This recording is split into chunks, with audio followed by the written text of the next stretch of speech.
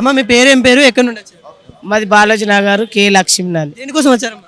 నా కొడుకుకి హెడ్ అయినాయి, పింఛన్ ఇవ్వట్లేదు. 10 ఏళ్ళ నుంచి తిరుగుతున్నాను నేను. అంటే దానికి సదర్ సర్టిఫికేట్ కావాలి. సదరం సర్టిఫికెట్ మీషోకి వెళ్తే ఇవ్వట్లేదు, కలెక్టర్ ఆఫీస్ దాకా వెళ్ళినా ఇవ్వట్లేదు, ఎక్కడ వెళ్ళినా ఇవ్వట్లేదు. ఇక్కడ ఏమన్నా ఈ సార్ న్యాయం చేస్తాడని ఇక్కడ వచ్చాము మేము. ఆయనకి ఇప్పుడు ఎన్ని ఇయర్స్? ఈయన 24. 24 ఇయర్స్. అంటే ఇంతకుముందు ఎప్పుడన్నా నచ్చిందా? ఏం రాలేదు సార్, ఇంతవరకు పింఛన్ రాలేదు. రాలేదు. మూగవారేనా? మగవారు పుట్టుకతోటే అట్లా పుట్టాడు ఆయన. కానీ ఎక్కడికి వెళ్ళినా మాకు న్యాయం జరగట్లేదు. ఇక్కడ న్యాయం జరుగుతుంది. ఇచ్చాము, అన్ని ఇచ్చాము, ఏది ఇచ్చినా కానీ పట్టించుకోవట్లేదు పిల్లగాని.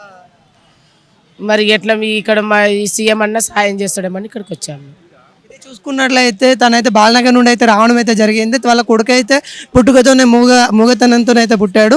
పుట్టినప్పటికి కూడా తనకైతే ఇంతవరకు పింఛన్ కూడా రావట్లేదని వాళ్ళైతే అంటున్నారు. వాళ్ళ నాన్న కూడా ఉన్నారు. ఒకసారి వాళ్ళ నాన్నతో కూడా చెప్పండి బాబు. నా పేరు శ్రీనివాస్ సార్, బాలాజీ నగర్ నుంచి వచ్చినాం. నా కొడుకుకు పింఛన్ వస్తలేదు, నాకు చెయ్యి ఇరిగి సంవత్సరం. ఇప్పుడు గాంధీలో అడక తింటున్నా, రోజు అడకొచ్చి పెడుతున్నా. నేను ఒక్కోనే కష్టం చేసేటోని, కూలి పని చేస్తా. చెయ్యి ఇరిగి కాలు ఇరిగింది సార్.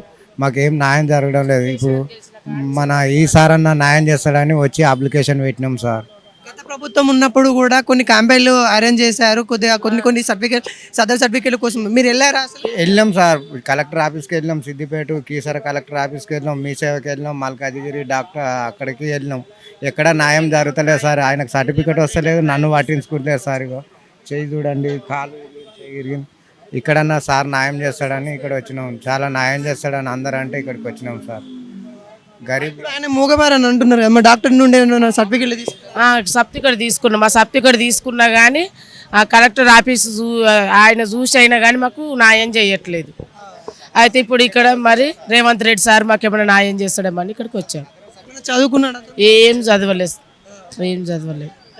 మీరు ఉపాధి ఎలా ఉంటుంది మీ ఫ్యామిలీలో? మా ఫ్యామిలీలో ఆయన అట్లా ఈయన ఇట్లా ఇక అడ్డ మీద కూలికి పోతాను, దొరికినాడు చేసుకుంటాను, దొరకన్నాడు కాయలో గంజా పోసుకొని తాగుతాం సార్. బీఆర్ఎస్ ప్రభుత్వంలో మేము అన్ని సంక్షేమ పథకాలు అందరికీ అందినాయని గత ప్రభుత్వం చెప్తా ఉంది. ఇప్పుడు మీరు చూస్తే మాకు అందలేదని చెప్తా ఉన్నారు సార్. మాకు ఏది అందలేదు, మాకు ఏ ప్రభుత్వం అందలేదు, ఏది అందలేదు. ఎక్కడ మాకు న్యాయం జరగట్లేదు. అందుకే సీఎం ఆఫీస్ దాకా వచ్చేసాము. రేవంత్ రెడ్డి మాకు నా కొడుకుకు సాయం చేయాలి. ఇప్పుడు మీరు సీఎం గారికి చెప్పాలంటే ఏం చెప్పదలుచు? నా కొడుకుకు పింఛన్ని 10 ఏళ్ళ నుంచి తిరుగుతున్నాను. మన కేసీఆర్ కూడా నాకు ఏం న్యాయం చేయలేదు. ఈయన నన్ను న్యాయం చేయాలని కోరుకుంటున్నా. మాకు ఏదన్నా షాప్ పెట్టుకోనికి లోను ఇంత సాయం చేసుకోనికి. నేను పోయినాక పిల్లగా నవ్వులు కాపాడాలి, అంతేనా కదా? నేను ఉన్నంత వరకు, నా భర్త ఉన్నంత వరకు పిల్లగాని చూసుకుంటాము. ఇప్పుడు నేను పోతా, సడన్గా నాకు ఏదైనా నొప్పి వచ్చి చచ్చిపోతా. నా కొడుకు పరిస్థితి ఏంది? ఎవరు చూస్తారు? ఆయనకు చూసే వాళ్ళు కూడా ఇవ్వలేరు. డబుల్ బెడ్రూమ్ కానీ ఇంకేమన్నా? డబుల్ బెడ్రూమ్ రాలేదు మాకు. ఖాళీ స్థలం ఉన్నది కానీ నాకు ఇల్లు కావాలని కోరుకుంటున్నాను.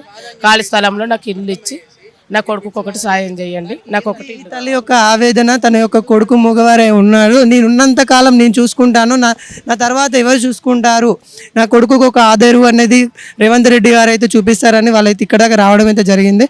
చూద్దాం మరి.